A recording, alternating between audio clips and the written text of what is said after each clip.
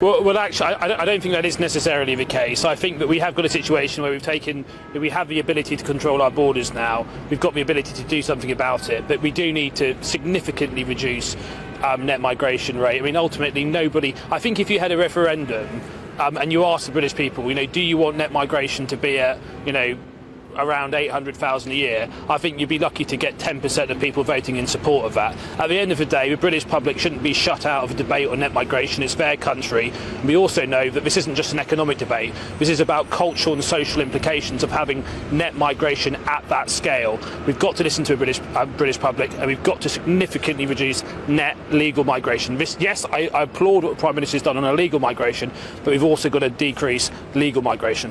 Yeah, but how are we going to do that, Tom? The Tories have had an 80-seat majority. As you've said there, if you went out and did a referendum on whether or not people wanted to drastically remove net migration into this country, we all know what the answer would be.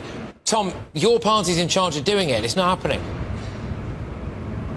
No, I mean, I think it's really clear that the Home Secretary and the Prime Minister, I think, have got to decrease the numbers. What I would say is we've ended free movement, we've ended EU free movement, which is something that's a big step forward. And actually, the people who are coming, at least they're meeting this salary threshold. You could argue that salary threshold should be higher. I think it probably should be higher. But if there is a salary threshold, there is a language requirement. So this isn't quite the same as what we saw in EU free movement, where we really saw some negative consequences for the community as a result of that.